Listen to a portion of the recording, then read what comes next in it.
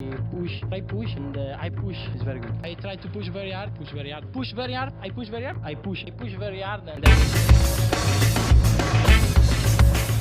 Salut, c'est Mo et bienvenue dans Push Very Hard, la chaîne qui parle de MotoGP tranquillement en détente. J'ai pensé à faire cette vidéo suite à l'interview de Fabio Quartararo sur Quotidien, où j'avais remarqué que celui qui interviewait, Yann Barthès tout simplement, ne connaissait pas grand chose à ce sport. Il n'y a pas de mal, d'accord, parce que c'est peut-être votre cas. Du coup, je me suis dit que ce serait intéressant de vous donner des bases sur ce sport mécanique en 8 infos.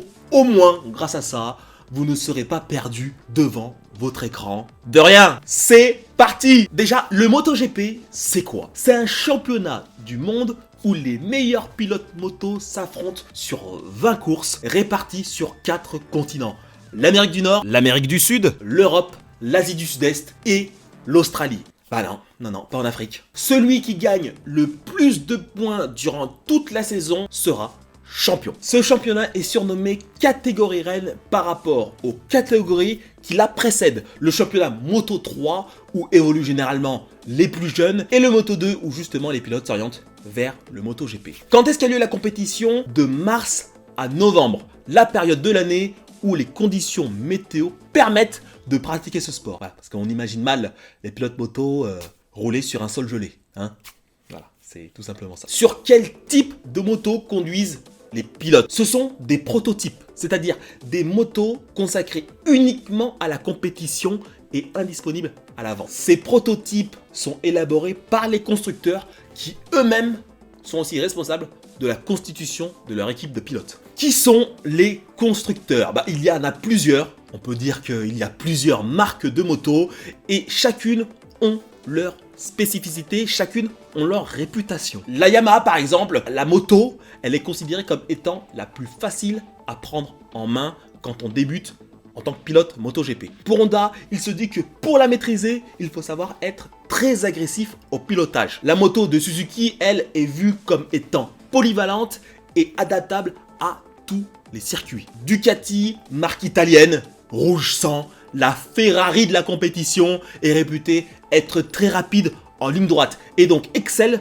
dans les circuits qui en disposent le plus. Aprilia, elle est considérée comme n'étant pas encore au point et qui nécessite encore beaucoup de travail avant d'être performante en compétition. KTM, elle fait figure d'outsider. C'est sa 5e année seulement en compétition et elle est vue comme une marque à surveiller pour l'obtention du titre mondial. Comment se déroule un Grand Prix? Il se déroule de vendredi à dimanche. Du vendredi au samedi, les essais libres et les qualifications où les pilotes essayent d'effectuer le meilleur temps au tour pour avoir la meilleure position sur la grille de départ. Et le dimanche, c'est la course! Et là, je peux te dire que là, c'est que le meilleur gagne. Voilà, là, il n'y a pas de cadeau.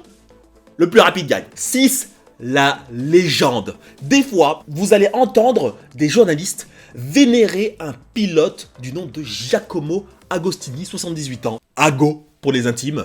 Alors, c'est ni un gourou, ni le chef d'une secte, je vous rassure tout de suite. Mais c'est le pilote qui a gagné le plus de titres dans l'histoire de la compétition entre 1966 et 1975. Cette légende vivante. Alors, des fois, dans la rue, quand vous allez vous promener, vous allez voir des gens porter un t-shirt, un sweat à capuche, bleu de préférence, comportant ce numéro.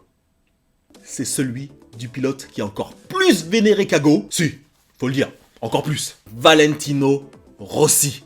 Pilote italien, facilement identifiable par un casque et une couleur de combinaison jaune fluo, sourire d'enfant, des célébrations de victoires mythiques. On peut le dire actuellement que c'est lui l'ambassadeur ultime de ce sport par l'image qu'il véhicule à travers le monde. On peut le dire également par ses accomplissements sportifs exceptionnels. Deuxième pilote le plus titré en MotoGP avec 7 titres, 89 victoires, 199 podiums, 26 ans de carrière. Le mec est encore pilote de course à 42 ans. C'est la France! Eh ben oui, notre pays quand même.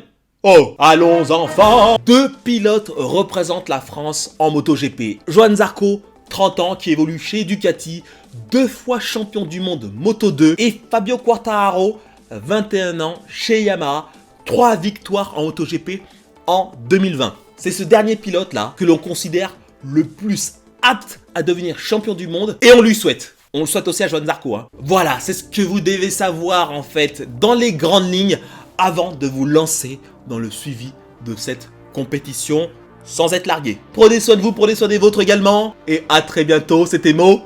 Allez, ciao!